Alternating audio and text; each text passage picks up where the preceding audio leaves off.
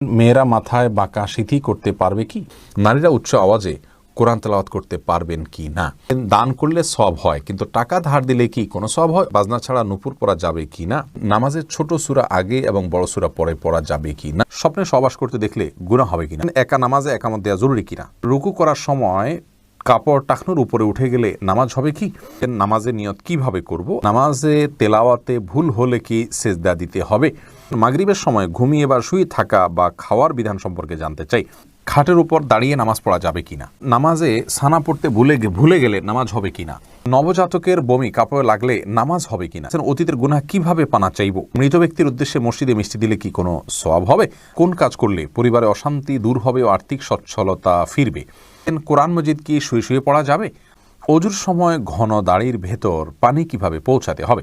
মৃত মানুষ ভুল করে থাকলে আমরা তাকে মাফ করে দেই, কিন্তু আমরা ভুল করে থাকলে মৃত মানুষ কিভাবে মাফ করবে? ব্যাংকে ডিপিএস করা কি হালাল হবে? যে ব্যক্তি আল্লাহর 99 নাম মুখস্থ রাখবে সে জান্নাতে যাবে, এই কথাটি কতটুকু সত্য? মৃত ব্যক্তির সামনে আগরবাতি জ্বালানো যাবে কিনা? যে ঘরে সূরা বাকারা পড়া হয় সে ঘরে জিন শয়তান প্রবেশ করতে পারে না, এটা কি সঠিক? চোখে সুরমা লাগানো কি সুন্নাত? আর সুরমা লাগানোর পর যদি অজু করি সুরমার কালার থেকে যায় এতে কি অজু হবে? রাতে ঘুমানোর আগে তায়াম্মুম করলে কি অজুর সুন্নত পালন হবে? মৃত মানুষকে দাফন করার পর কবরের ওপর নারিকেল পাতা রাখা হয়, এটার বিধান আছে কি? আর বিলম্ব না করে চলুন আপনাদের যে প্রশ্নগুলো ইতিমধ্যে আমাদের কাছে চলে এসছে সেগুলোর উত্তর দিয়ে আমরা শুরু করি। নাহিদ নোমান জানতে চেয়েছেন কোন কাজ করলে পরিবারে অশান্তি দূর হবে ও আর্থিক সচ্ছলতা ফিরবে?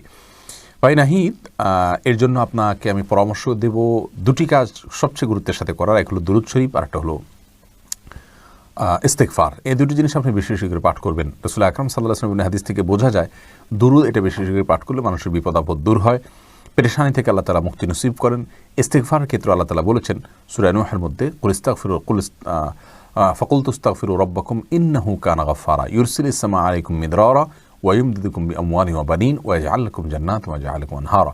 আয়াতগুলোর আলোকে অনেক মুফাসসিরিন ইকরাম, অনেক উলামা ইকরাম বলেছেন যে ইস্তেগফার বেশি বেশি করলে আল্লাহ তাআলা রিজিক বৃদ্ধি করেন এবং মানুষের রিজিক অনটন দূর করেন। অতএব এই দুটি আপনি নিয়মিত করবেন, সেই সাথে আপনি খুব সিরিয়াসনেসের সাথে হালাল উপার্জনের জন্য চেষ্টা করে যাবেন। আল্লাহ তাআলা আপনার সমস্যাকে দূর করে দিন। এরপরে মাসুদ হোসেন জানতে চেয়েছেন প্রতিবন্ধী সন্তান হলে লোক বলে আল্লাহ তার বিনিময়ে তোমাকে ভালো কিছু দান করবেন, এ কথাটা কতটুকু সত্য? ভাই মাসুদ হাসান, এ কথাটা পরিপূর্ণ সত্য। কারণ ইন্না আজামাল জাজা মিন আজমিল বালা, মানুষের জন্য যত বেশি পরীক্ষা আসে বড় আকারে, তার বিনিময়ে সেরকম বড় আকারে আসে। সন্দেহাতীতভাবে কোনো বিকলাঙ্গ সন্তান যদি জন্ম হয়, কোনো প্রতিবন্ধী সন্তান যদি জন্ম হয়, মা বাবার অনেক পেরেশানির কারণ হয়, অনেক কষ্টের কারণ হয়।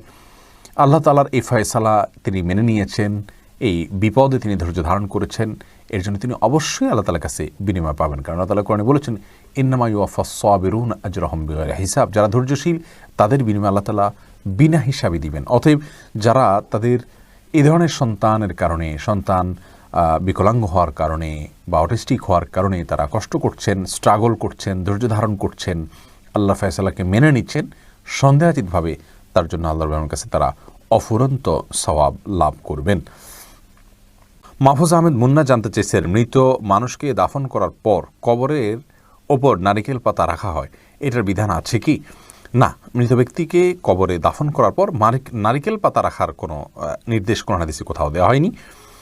বরং রাসূল আকরাম সাল্লাল্লাহু আলাইহি ওয়াসাল্লাম একটা কবরে তিনি ডাল গেড়েছেন এমনটি পাওয়া যায়, সেটি একটা কবরেই গেড়েছেন। এছাড়া অন্য কোনো কবরে বা সচরাচর সব কবরে তিনি ডাল গেড়েছেন এমনটি পাওয়া যায় না, যার কারণে কবরে কোনো কিছু গাড়তে হবে এমন কোনো কথা ইসলামের শরীয়ত অনুযায়ী নির্দেশিত নয়। এফএমডি জায়েদ, আপনি ইউটিউব চ্যানেলে প্রশ্ন করেছেন রাতে ঘুমানোর আগে তায়াম্মুম করলে কি ওযুর সুন্নত পালন হবে? রাতে ঘুমানোর আগে যদি কেউ তায়াম্মুম করেন সেক্ষেত্রে অজু করতে তিনি অপারগ অথবা অজু তার জন্য কষ্টকর, সেই ভিত্তিতে তিনি যদি তায়াম্মুম করেন তাহলে ইনশাআল্লাহ অজুর যে কাজ, পবিত্রতা অর্জনের কাজ, সেটি আদায় হবে এবং সেই সওয়াব তিনি পাবেন ইনশাআল্লাহ। মোহাম্মদ ইফরাত, আপনি এটি থেকে জানতে চেয়েছেন চোখে সুরমা লাগানো কি সুন্নাত? আর সুরমা লাগানোর পর যদি অজু করি সুরমার কালার থেকে যায় এতে কি অজু হবে? আপনার শেষ প্রশ্ন উত্তর আগে দিই। সুরমার কালার যদি চোখে থেকে যায় অজু করার পরেও, তাহলে তাতে অজু হয়ে যাবে, কোনো অসুবিধা নেই। আর চুরমা লাগানো সুন্নাত, জি সুরমা লাগানো সুন্নাত। সুরমা যেন অরিজিনাল হয়, স্বাস্থ্যসম্মত হয়, ক্ষতির কারণ না হয়, সেদিকটা খেয়াল করা উচিত। তবে সুরমা লাগানো সুন্নাত। রাসূল আকরাম সাল্লাল্লাহু আলাইহি ওয়াসাল্লামের হাদিসে সুরমা লাগানোর কথা স্পষ্টভাবে বর্ণিত হয়েছে। এরপরে মুজাহিদুল ইসলাম শওকাত আপনি জানতে চেয়েছেন, যে ঘরে সূরা বাকারা পড়া হয় সে ঘরে জিন শয়তান প্রবেশ করতে পারে না, এটা কি সঠিক? যদি সঠিক হয় তবে সূরা বাকারা কতটুকু পড়তে হবে? ভাই মুজাহিদুল ইসলাম, এটা সঠিক এবং এ সম্পর্কে রাসূল আকরাম সাল্লাল্লাহু আলাইহি ওয়াসাল্লামের স্পষ্ট হাদিস রয়েছে। সূরা বাকারা যদি তেলাওয়াত করা হয় কোনো বাসায়, সেখানে জিন শয়তান প্রবেশ করে না। এক্ষেত্রে কতটুকু তেলাওয়াত করবেন? এর উত্তর হলো যে আপনি তেলাওয়াত করতে থাকবেন শুরু থেকে শেষ পর্যন্ত, কোনো লিমিটেশন নাই যে এত আয়াত পড়বেন। যত বেশি পড়বেন, বারবার পড়তে থাকবেন। নিজে পড়তে না পারলে তেলাওয়াত, রেকর্ডকৃত তেলাওয়াত চালু করে রাখবেন। যদি অনেক উলামা একরাম সেটিকে যথেষ্ট নয় বলেছেন, কিন্তু আমরা দেখেছি রেকর্ডকৃত তেলাওয়াত চালু করে রাখলেও বাসা বাড়িতে জিনের উপদ্রব কমে যায়, মানুষ অনেকটা সুরক্ষিত হয়ে যায় আলহামদুলিল্লাহ। এরপরে আব্দুল্লাহ মাহমুদ জানতে চেয়েছেন ইউটিউব চ্যানেলে, নামাজে তেলাওয়াতে ভুল হলে কি সেজদা দিতে হবে? দেখুন, নামাতে যদি তেলাওয়াতে ভুল হয় তাহলে সেজদা দেওয়ার ব্যাপার নাই। আপনার ভুলটা হয় অর্থ বিকৃত হওয়ার পর্যায়ের ভুল হবে না, তাহলে তো কোনো অসুবিধাই নেই।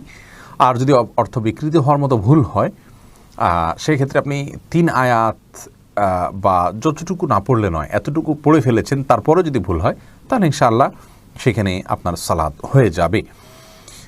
কোনো কোনো ক্ষেত্রে অর্থ বিকৃত হওয়ার মতো ভুল যদি হয় তাহলে সেক্ষেত্রে আপনার সালাত হবেই না, সেজদা সাহুতে এটি কুলাবে না। এরপরে রাশেদুল ইসলাম শান্ত জানতে চেয়েছেন, প্রচণ্ড শীতে ফরজ গোসল প্রয়োজন পড়লে কি কোনো ছাড় রয়েছে? ভাই শান্ত, প্রচণ্ড শীতে ফরজ গোসল এর ক্ষেত্রে আপনি ঠান্ডা পানিতে গোসল করা কষ্টকর হলে আপনার জন্য ছাড় রয়েছে। সেই ক্ষেত্রে যদি ঠান্ডা পানি ব্যবহার করলে আপনার অঙ্গহানি হতে পারে, প্রচণ্ড রকমের রোগ দেখা দিতে পারে, জীবন নাশের ভয় হয় আপনার, অথচ গরম করার কোনো ওয়ে না থাকে, এরকম যদি হয় তাহলে আপনি তায়াম্মুম করতে পারেন। এরকম কোনো সিচুয়েশনে যদি পড়েন, এরকম কোনো জায়গায় যদি থাকেন। কিন্তু সচরাচর আমাদের দেশে যে পরিমাণ শীত পড়ে, কিছু যে এলাকাতে পঞ্চগড় ইত্যাদিতে অনেক বেশি শীত পড়ে, সেখানে এরকম কোনো সিচুয়েশন থাকতে পারে।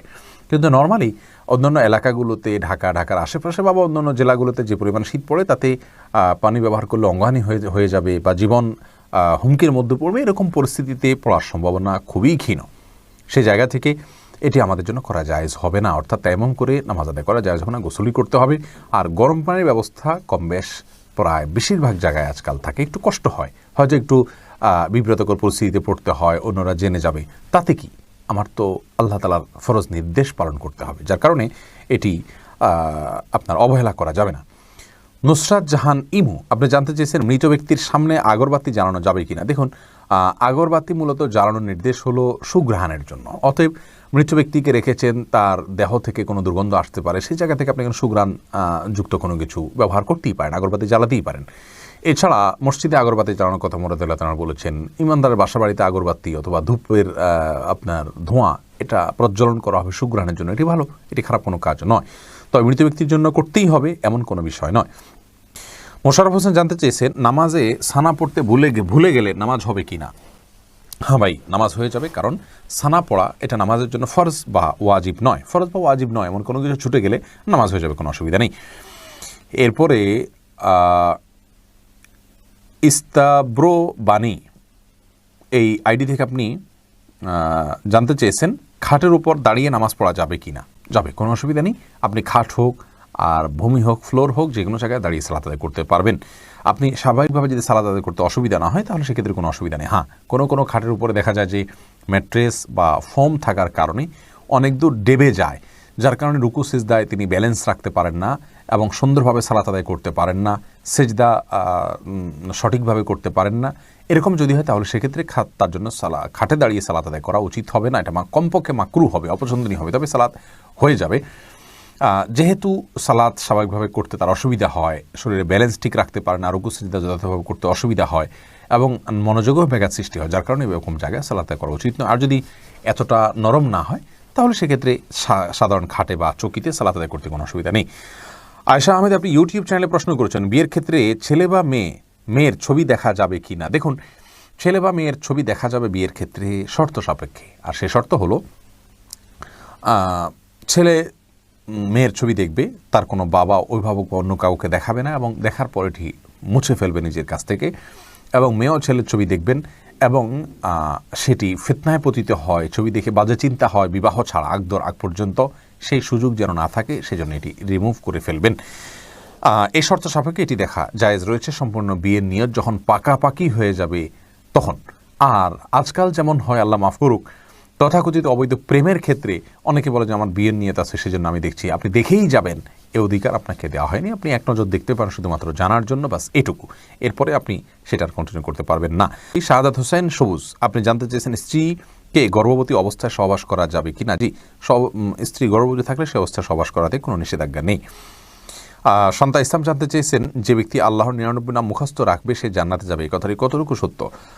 বোন সন্তা এই সম্পর্কে হাদিসে একটি কথা রয়েছে, নবী সাল্লাল্লাহু আলাইহি ওয়াসাল্লাম বলেছেন ইন্না লিল্লাহি তিসআতাইনা ইসমান, নিশ্চয় আল্লাহ তাআলার 99টি নাম রয়েছে, যেই নামগুলোকে যদি কেউ সংরক্ষণ করেন, এই সংরক্ষণ করার একটা অর্থ হলো মুখস্থ করা, আর একটা অর্থ হলো যে এই সংরক্ষণ করার মানে হলো এগুলোর অর্থ বুঝে আল্লাহ তাআলার এই গুণগুলোকে বিশ্বাসে আনা, যেটি আমাদের ঈমানের জন্য অবিচ্ছেদ্য অংশ, করতেই হবে, সেই বিশ্বাস লালন করা।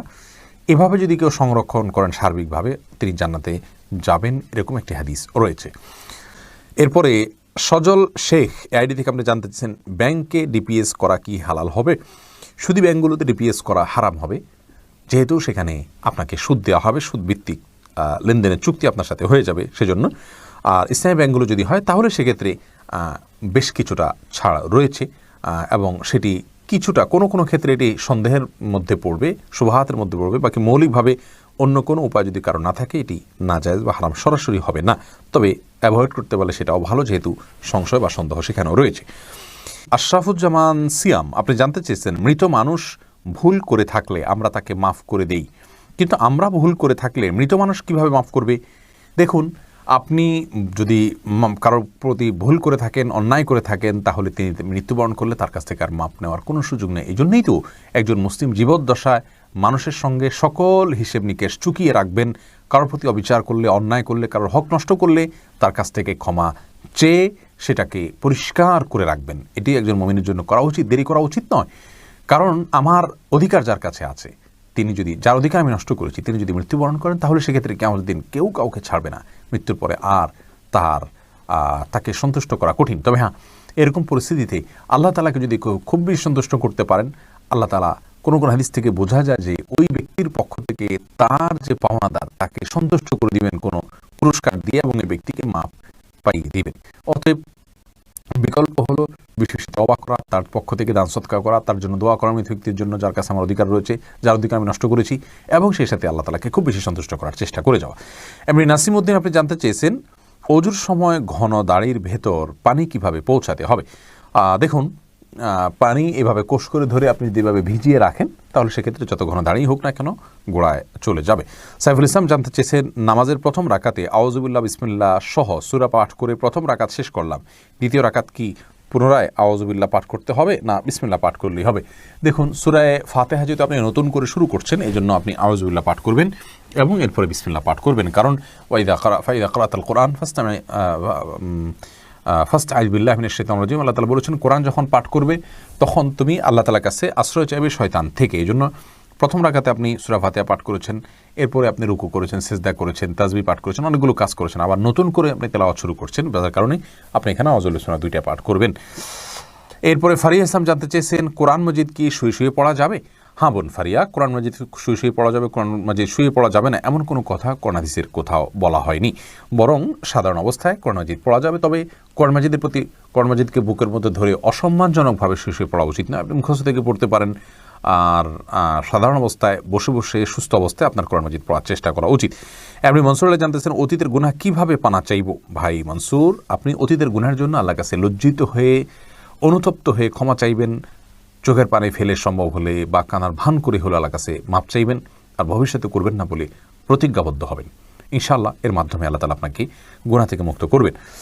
মহিমা মাহি, আপনি জানতে চেয়েছেন নবজাতকের বমি কাপড়ে লাগলে নামাজ হবে কিনা। দেখুন, বমি নাপাক, সেটা নবজাতক হোক অথবা প্রাপ্তবয়স্ক কেউ হোক, সবার বমি নাপাক, যার কারণে এটি লাগলে নাপাক হয়ে যাবে।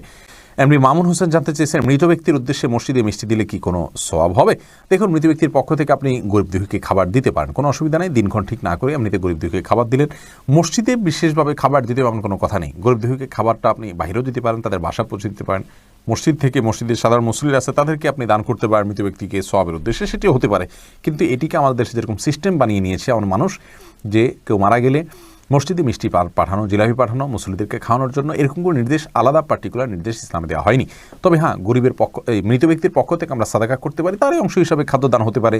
সেটি গরিব অসহায় মানুষকে প্রাধান্য দিয়ে দেওয়া উচিত। মসজিদে না দিয়ে আপনি সেটি যদি বস্তিতে দেন, গরিব মানুষের বাসা বাড়িতে দেন, সেটি আরও বেশি সওয়াবের কারণ হবে ইনশাআল্লাহ। সুজন মুখতার আপনি জানতে চেয়েছেন ইউটিউব চ্যানেলে, স্বপ্নে সহবাস করতে দেখলে গুনাহ হবে কিনা? না, এর কারণে কোনো গুনাহ হবে না, কারণ এটি বান্দার ইচ্ছার দিন কোনো বিষয় নয়, বান্দার ইচ্ছাধীন বিষয় নয়, এমন বিষয়ের জন্য আল্লাহ তাআলা বান্দাকে পাকড়াও করবেন না। নিশাত তাসনিম আপনি জানতে চেয়েছেন, মেয়েরা মাথায় বাঁকা সিঁথি করতে পারবে কি? মুরব্বীদের পক্ষ থেকে বলা হয় যে নারীরা মাথায় বাঁকা সিঁথি যে করে, কিয়ামতের দিন পুলসিরাতের রাস্তা খুঁজে পাবে না, তাকে বাঁকা রাস্তায় চলতে হবে না, এরকম কথা কোনো দেশে আছে বলে আমি জানি না যে বাঁকা রাস্তায় চলতে হবে পুলসিরাতে, এরকম কোনো কথা নেই। এরপরে এমডি রায়হান সিদ্দিকী আপনি জানতে চেয়েছেন, মাগরিবের সময় ঘুমিয়ে বা শুয়ে থাকা বা খাওয়ার বিধান সম্পর্কে জানতে চাই। দেখুন ভাই রায়হান, মাগরিবের পরে এশার আগে শোয়ার ব্যাপারে হাদিসে নিষেধাজ্ঞা রয়েছে। নবী সাল্লাল্লাহু আলাইহি ওয়াসাল্লাম অপছন্দ করতেন এই সময় শোয়াটাকে, যার কারণে মাগরিবের পরে শোয়া উচিত নয়। তবে যদি কেউ অসুস্থ থাকেন, শরীরে ক্লান্তি থাকে, তিনি শুয়ে আছেন ক্লান্তির কারণে, সেটি ভিন্ন বিষয়। কিন্তু সাধারণ অবস্থাতে এই সময় ঘুমানো নিষেধ, কারণ এই সময় ঘুমাইলে আপনার এশার সালাত তরক হয়ে যেতে পারে। তাছাড়া সকাল এবং সন্ধ্যার সময়গুলো আল্লাহকে স্মরণ করার সময়, জিকিরের সময়, যেন এই সময় ঘুমিয়ে কাটাবেন না। শুধু সামান্য একটু শুয়ে থাকা, এটা ভিন্ন বিষয়, এটা ইনশাআল্লাহ নিষেধাজ্ঞার আওতায় পড়বে না। এরপরে এমডি সালমান ইসলাম জানতে চেয়েছেন, নামাজের নিয়ত কিভাবে করব? আপনি কোন নামাজ পড়ছেন, আপনার মাথায় যদি সেটি থাকে তাহলে আপনার নিয়ত আছে, বাস। নিয়ত মানে ইচ্ছা। মুখে আপনাকে নামাইতুয়ান পড়তে হবে না, কারণ মুখে নামাইতুয়ান পড়া এটা মূলত নিয়ত নয়, এটা নিয়তের কথাটিকে মুখে প্রকাশ করা। ইসলাম আমাদেরকে সেটি বাধ্য করেনি। এরপরে রোজি আহমেদ জানতেছেন, রুকু করার সময় কাপড় টাকনুর উপরে উঠে গেলে নামাজ হবে কি? দেখুন, রুকু করার সময় যদি টাকনুর উপরে কাপড় উঠে যায়, তাহলে সেক্ষেত্রে আপনার মেয়ে মানুষ হিসাবে সামান্য এক ঝলকের জন্য উঠলো, 1 সেকেন্ড 2 সেকেন্ডের জন্য উঠলো, তাতে গুনাহ হবে না ইনশাআল্লাহ বিইذনিল্লাহ। এমডি সোহাগ খান জানতেছেন, একা নামাজে একামত দেওয়া জরুরি কিনা? জি ভাই, একা নামাজ পড়লেও আপনি যখন একাকী ফরজ নামাজ আদায় করবেন, একামত দিয়ে নামাজ পড়বেন, এ উদ্দেশ্যে কেউ চাইলে আপনার সঙ্গে এসে যোগ দিতে পারে জামাতে। আমরা কিন্তু এটা অনেকেই জানি না। কেউ যদি নামাজ শুরু করে দেন একা একা, তিনি যদি জোরে জোরে তাকবীর বলেন ইমামতের নিয়তে, পরবর্তীতে কেউ এসে তাকে টাচ করে তার পাশে দাঁড়িয়ে জামাতে শামিল হয়ে যেতে পারে, যে কোনো পর্যায়ে, যে কোনো মাঝামাঝি পর্যায়ে এসেও শামিল হয়ে যেতে পারে। তাহলে সেক্ষেত্রে তারা উভয়ে জামাতে সালাত আদায় করার সওয়াব পেয়ে গেলেন। সুজাত হোসেন জানতে চেয়েছেন, দান করলে সওয়াব হয়, কিন্তু টাকা ধার দিলে কি কোনো সওয়াব হয়? অবশ্যই সওয়াব হয় ভাই সুজাত। কোনো ক্ষেত্রে দানের চাইতে বরং লোন দিলে তার সওয়াবের পরিমাণ অনেক বেশি হয়। অতএব দান করলে যেমন সওয়াব হয়, মানুষকে হাওলাত দিলেও কিন্তু সওয়াব হয়। আজকাল লোন দিলে মানুষ ফেরত দিতে চায় না, নানামুখী সমস্যা হয়, সেজন্য গ্র্যান্ট হিসাবে, বন্ধক হিসাবে কোনো কিছু রেখে দিতে পারেন আপনি। কিন্তু লোন দেয়া অনেক বড় মাপের একটি ইবাদত এবং সওয়াবের কাজ। এমনি বাপ্পি জানতে চেয়েছেন, আমি টয়লেটে থাকা অবস্থায় যদি আজান শুরু হয় তখন কি আজান উত্তর দিতে পারি? না ভাই, আপনি অপেক্ষা করবেন, বের হয়ে আজান উত্তর দিয়ে দিবেন। আফরিন সুলতান জান্নাত আপনি জানতে চেয়েছেন, বাজনা ছাড়া নূপুর পরা যাবে কি না? জীবন আপনি নূপুর পড়তে পারেন, যদি সেটাতে বাজনা না থাকে এবং বাহিরে আপনি যখন পড়ে যাবেন সেটা আপনার পায়ে থাকতে পারে, কোনো অসুবিধা নেই।